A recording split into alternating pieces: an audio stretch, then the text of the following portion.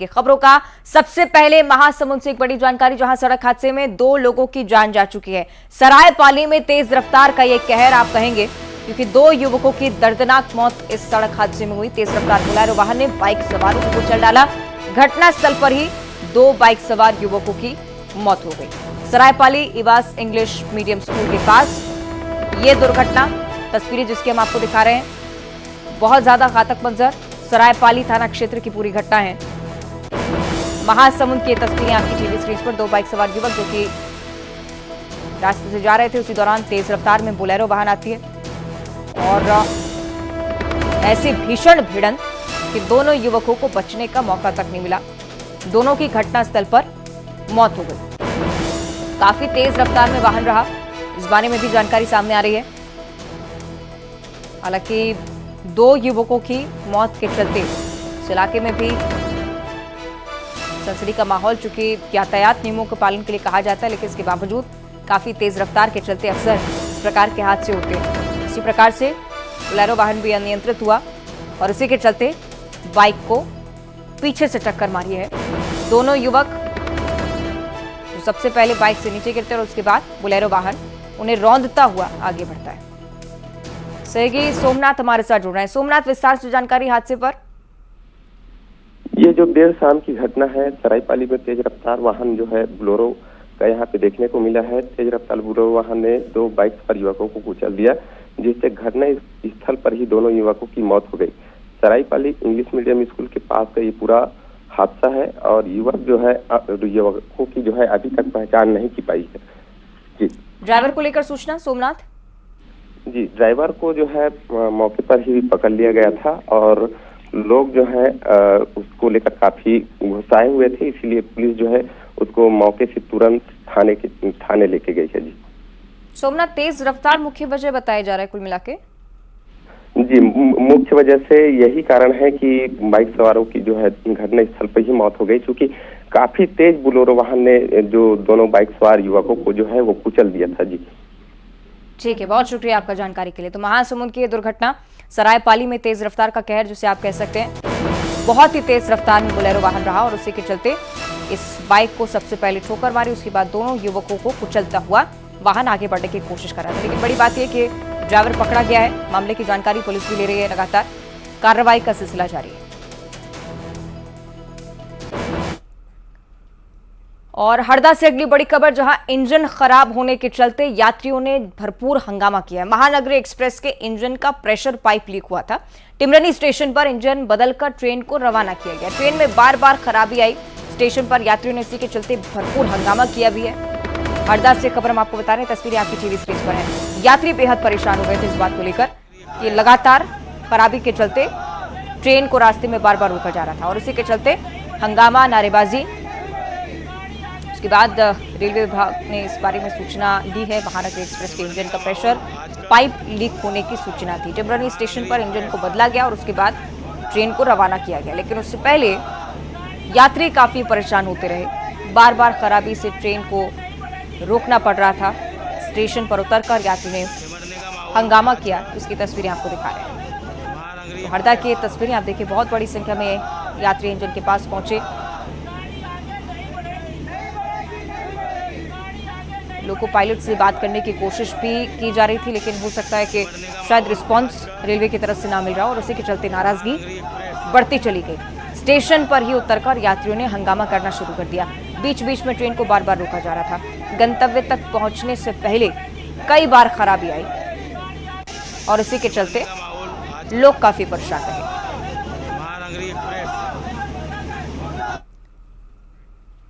आगे बढ़ते हैं, भोपाल से अगली बड़ी खबर, जहां संगम टॉकीज के पास गुमठी में भीषण आग लगी है। दमकल ने मौके पर पहुंचकर आग पर काबू भी पा लिया है। बड़ा हादसा होते होते चल गया, क्योंकि एक ऐसा क्षेत्र कि अगर आग फैलती तो एक बहुत व्यापक स्तर पर नुकसान हो सकता था। तस्वीरें आपकी टीवी स्क्रीन पर।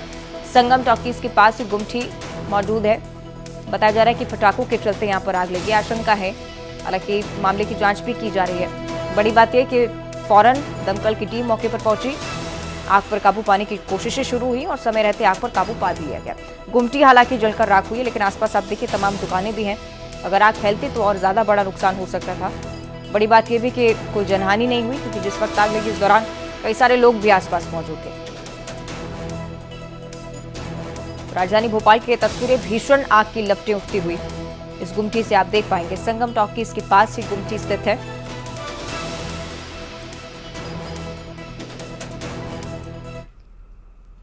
और अगली खबर अंबिकापुर से, जहां छठ घाट पर दो पक्ष आपस में भिड़ गए, जमकर मारपीट हुई और मारपीट से अफरा तफरी मच गई। मारपीट का वीडियो सोशल मीडिया पर लगातार वायरल भी हो रहा है। शंकर घाट स्थित छठ घाट का वीडियो बताया गया। अंबिकापुर से बड़ी खबर आपके साथ साझा कर रहे हैं। ये तस्वीरें आपकी टीवी स्क्रीन पर। किसी बात को लेकर विवाद शुरू हुआ था। ये माना जा रहा है कि जगह को लेकर थोड़ी बहुत कहा-सुनी हुई थी, लेकिन इतनी बात बढ़ी कि मारपीट तक नौबत आ गई। ये तस्वीरें स्पष्ट करती हैं किस प्रकार से हंगामा चलता रहा। बड़ी बात है कि पुलिस मौके से नदारद दिखी। जब इतनी बड़ी संख्या में गैदरिंग थी, पुलिस की मौजूदगी यहाँ पर होना बहुत महत्वपूर्ण था। इसके बावजूद पुलिस देरी से पहुंचती है। उससे पहले हंगामे की ये तस्वीरें सामने आ गई। सोशल मीडिया पर वीडियो भी लगातार वायरल हो रहा है। छठ पर्व मनाने के लिए यहाँ पर बड़ी संख्या में लोग पहुंचे थे। कल शाम की ये तस्वीरें हैं, जब डूबते सूर्य के उपासना के लिए, सूर्य को अर्घ्य देने के लिए यहाँ पर लोग पहुंचे। उस दौरान मारपीट का ये मंजर।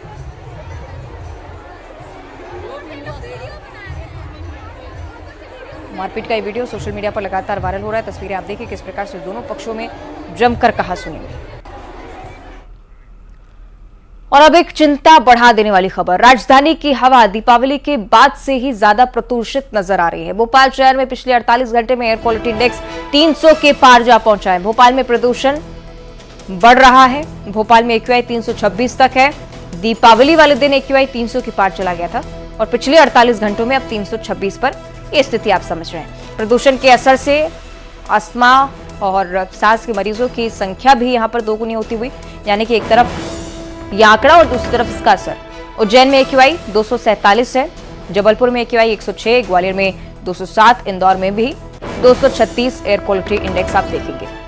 लगातार चिंता बढ़ती हुई दिल्ली समेत एनसीआर रीजन, जहां पर लगातार बिगड़ते एक्यूआई को लेकर सूचना आपने सुनी होगी, लेकिन इस बार दीपावली के ठीक बाद से मध्य प्रदेश की भी आबो हवा खराब होनी शुरू हो चुकी है और इसी के चलते अब बहुत ज्यादा सावधानी बरतने की जरूरत होगी।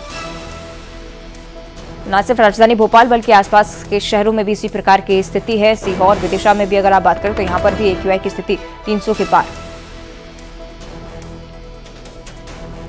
चलिए हमारे अलग अलग सहयोगियों का हम रुख कर लेते हैं। शैलेंद्र चौहान हैं, भोपाल से रिपोर्ट कर रहे हैं। सुशील कौशिक हैं, ग्वालियर से हमारे साथ लाइव जुड़ रहे हैं। सबसे पहले शैलेंद्र, आपका रुख करना चाहूंगी क्योंकि ना सिर्फ भोपाल की स्थिति समझना चाहते हैं बल्कि मध्य प्रदेश को भी ओवरऑल समझाइएगा एक्यूआई इंडेक्स के मामले में। देखिए बिल्कुल मध्य प्रदेश के राजधानी है भोपाल और भोपाल बड़ा ग्रीन शहर माना जाता है, लेकिन पिछले 48 घंटे से एक्यूआई बड़ा चौंकाने वाला है। 326 तक जा चुका है जो कि सबसे हाई है। अभी तक इसके पहले दिवाली की रात भी इतना एक्यूआई नहीं था, तब भी 300 के करीब था। तो ये सबसे ज्यादा 326 तक जा चुका है और ऐसा माना जा रहा है कि पिछले 2 दिन से जिस तरह की प्रदूषित हवाएं यहाँ अगर बात की जाए तो सांस के, अस्थमा के मरीज बड़ी तेजी से बढ़े हैं। और इसके अलावा अगर हम दूसरे शहरों की बात करें जो एमपी के 4-5 बड़े शहर है, सभी जगह पर एक्यूआई लगातार बढ़ा हुआ है और लगातार 300 को आंकड़े को छू रहा है, जो कि ठीक नहीं माना जाता है। ये औसत से भी खराब स्थिति में है और खासकर भोपाल जो राजधानी, जो सबसे ज्यादा ग्रीन शहर है, ग्रीनरी के मामले में सबसे अच्छा शहर है, वहां एक्यूआई लगातार बढ़ रहा है और इसको लेकर अब चिंता की भी जरूरत है, चिंता की भी करना पड़ेगी, क्योंकि दिवाली के एक दिन पहले तक जो एक्यूआई था वो महज 73 के करीब था, तो वो सीधा जाके 4 गुना बढ़ गया है, जो कि बड़ा ही शहर के लिए घातक है। और इसको लेकर निश्चित ही प्रदूषण विभाग भी सक्रिय है और प्रशासन को भी इसको लेकर कुछ ना कुछ सोचना होगा। निश्चित तौर पर पर्यावरण के हित में काम करने का एक बार फिर से प्रयास करना बहुत जरूरी हो गया है। शैलेंद्र बने रहेगा हमारे साथ। सुशील का भी रुख कर लेते हैं। सुशील, ग्वालियर की हालात हालांकि भोपाल जितने तो खराब नहीं है, लेकिन लापरवाही का ये कारण नहीं होना चाहिए निश्चित तौर पर। मौजूदा स्थिति क्या है, इसके लिए क्या कुछ कदम उठाए जा रहे हैं, इस पर भी जानकारी है। बिल्कुल, देखिए ग्वालियर की अगर बात करें तो यहाँ का भी एक्यूआई लेवल दीपावली के पहले से ही लगातार आबो हवा जो बिगड़ती जा रही है उसके चलते AQI लेवल लगातार बढ़ रहा है। अभी की अगर बात करें तो सुबह 6 बजे का AQI लेवल जो ग्वालियर का सामने आया है वो 203 है। यानी समझा जा सकता है कि पुअर कैटेगरी में एयर क्वालिटी इंडेक्स ग्वालियर का चल रहा है। यानी ग्वालियर की आबो हवा जो है वो लोगों की सेहत के लिए घातक है।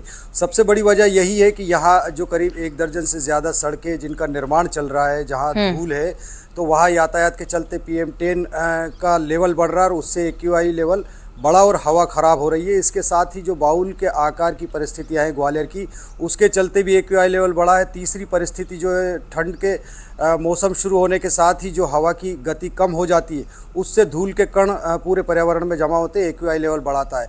जहाँ तक इंतजाम की बात है तो प्रशासन जिन इलाकों में सड़कें खुदी हुई है वहाँ पर छिड़काव करवा रहा है। इसके साथ ही जो सड़कों के किनारे पेड़ पौधे लगे हैं वहाँ भी केमिकल और पानी का छिड़काव करवा रहा है जहाँ हेवी ट्रैफिक है।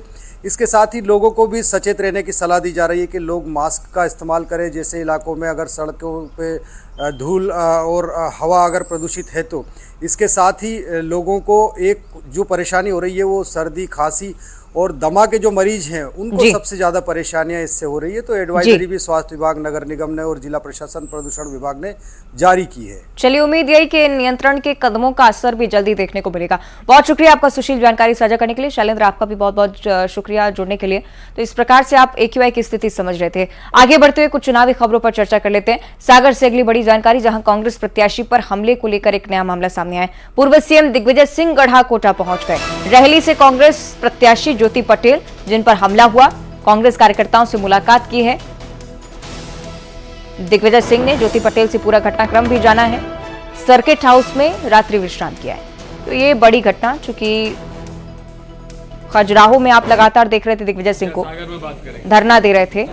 SP के पहुंचने के बाद मामला शांत हो सका और यहां पर एक नया विवाद। सागर में ज्योति पटेल से मिलने के लिए पहुंचे दिग्विजय सिंह, पूरा घटनाक्रम जाना है। हो सकता है कि कानूनी कार्रवाई को लेकर यहां पर भी उनकी तरफ से सख्ती दिखाई जाए। रात्रि विश्राम भी किया है सर्किट हाउस में।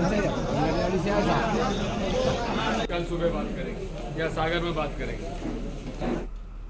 और इस बीच विशाखापट्टनम से एक बड़ी जानकारी सामने आ रही है। बंदरगाह पर भीषण आग लगी हुई है। 40 नाव एक साथ जलकर राख हो गई हैं। ये बहुत बड़ी खबर विशाखापट्टनम से ये जानकारी। बंदरगाह पर भीषण आग लगने की सूचना और एक ऐसी जगह होती है, निश्चित तौर पर आप समझ सकते हैं स्थिति कि अगर एक जगह आग लगती है तो सभी नावों को, हर चीज को चपेट में लेने की कोशिश, और यही प्रकार तस्वीरों में भी आप देखेंगे। 40 नाव एक साथ जलकर राख होना अपने आप में एक बहुत बड़ी घटना।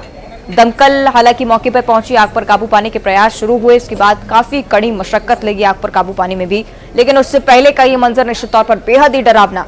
विशाखापट्टनम से तस्वीरें हम आपको दिखा रहे हैं। बंदरगाह पर भीषण आग लगी हुई थी, अफरा तफरी का माहौल रहा। एक्सक्लूसिव तस्वीरें न्यूज़ 18 आप तक पहुंचा रहा है।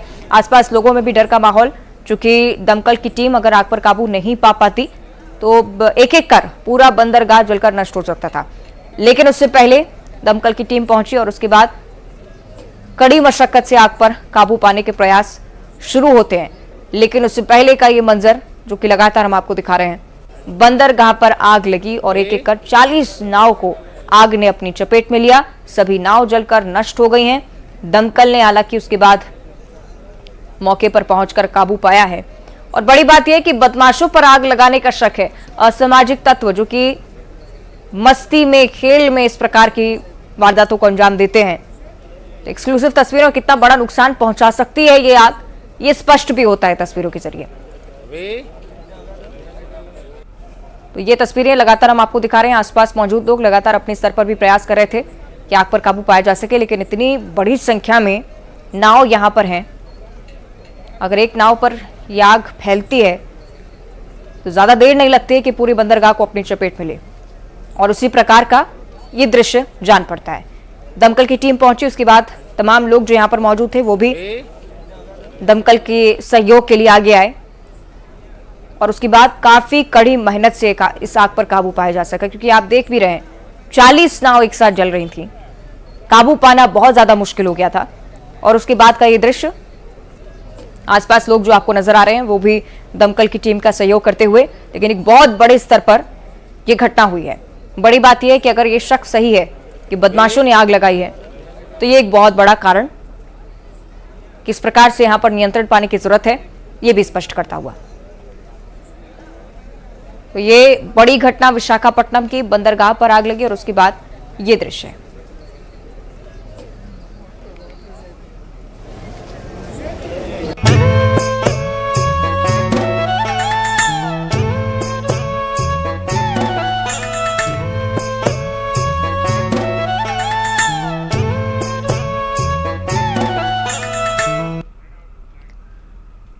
और छठ महापर्व की अब बात करेंगे। सूर्य को अर्घ्य देने के साथ ही छठ महापर्व का संपन्न हो चुका है।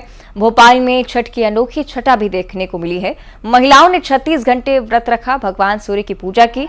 श्रद्धालुओं ने निर्जला व्रत रखकर छठी मैया की उपासना की। उगते सूर्य को अर्घ्य दिया गया।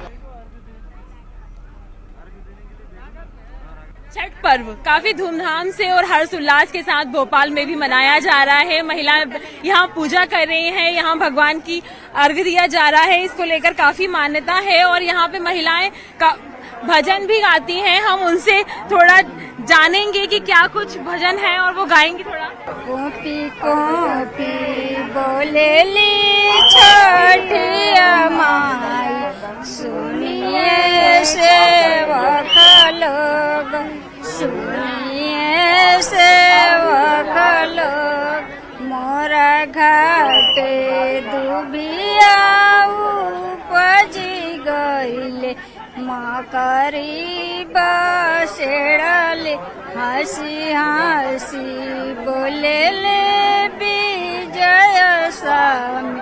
सुनिए छठिया कोपी कोपी बोलेली छठिया माई, सुनिए सेवक रौरा घाटे दुभिया उपजी गईले, मकरी बसेड़, हंसी हंसी बोलेले मंटुआ बाबू।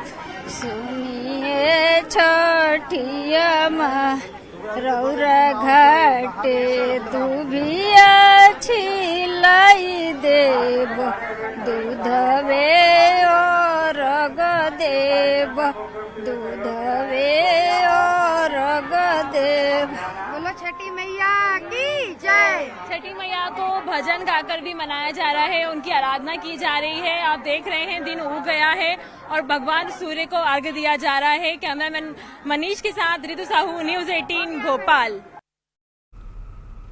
और बिलासपुर में भी सूर्य को अर्घ्य देकर 36 घंटे के महाव्रत को छठ व्रतियों ने समापन किया।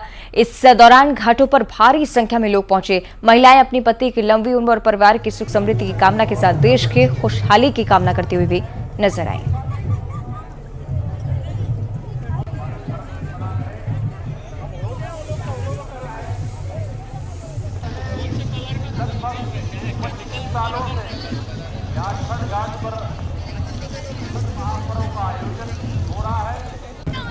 तो छठ महापर्व जिसका समापन आज हो गया, कितनी बड़ी संख्या में महिलाएं आज पहुंची थी, ये नजर आपकी टीवी स्क्रीन पर। और लोक आस्था का महापर्व छठ पूजा का चौथा दिन, सुबह से छठ व्रती घाटों पर पहुंचकर भगवान सूर्य देव को अर्घ्य दे रहे हैं। बिलासपुर में भी इसी प्रकार का नजारा। अरपा छठ घाट में हजारों की संख्या में श्रद्धालुओं का जन सैलाब उमड़ा। अरे बाबू का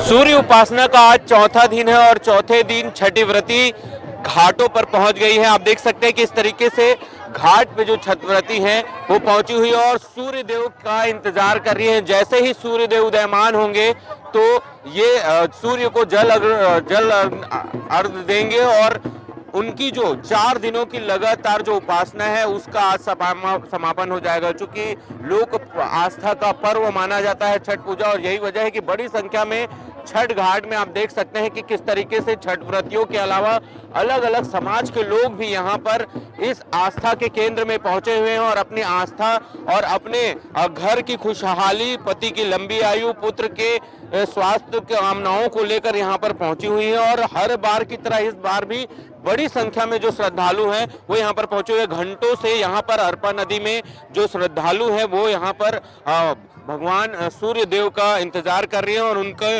इंतजार के बाद जैसे ही सूर्य देव उदयमान होंगे वैसे ही वो भगवान सूर्य को जल अर्घ देंगे। हमारे साथ कुछ लोग भी हैं, उनसे जानेंगे सर कितने सालों से ये परंपरा यहाँ पर निभाई जा रही है और क्या आस्था है छठ मैया?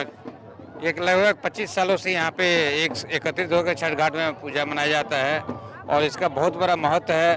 अभी जो उत्तर भारतीयों का ये पर्व था, अब देखते देखते पूरा छत्तीसगढ़ का ये पर्व हो गया है और इसका मान्यता ये है जो सूर्यदेव जो साक्षात दिखते हैं उसका हम लोग अर्घ देते हैं तो इसका परिणाम भी उतनी जल्दी मिल जाता है। ये काफी लंबा बताया जा रहा है ये छठ घाट। मेरे ख्याल से ये देश में पहला ऐसा छठ घाट है जो 900 मीटर लंबा फैला हुआ है। हाँ, ये पहले 500 मीटर था, अब 400 मीटर और उसको बढ़ाई है क्योंकि ज़्यादा भीड़ आ रही है। अभी कुछ शहर में हम तालाबों का भी सौंदर्यीकरण कर रहे हैं ताकि ज़्यादा से ज़्यादा आदमी वहाँ भी पूजा कर ले, तो आगे दिनों में आपको और घाट देखने को मिलेगा। ये कितने दिनों तक चलने वाला ये पर्व है? 3 दिन। किस तरह कैसे कैसे होता है? पहले नहाए खाए रहता है, दूसरा दिन खरना रहता है, तो तीसरे दिन डूबते हुए सूरज की पूजा की जाती है। और अब देखिए खबरों का 2020।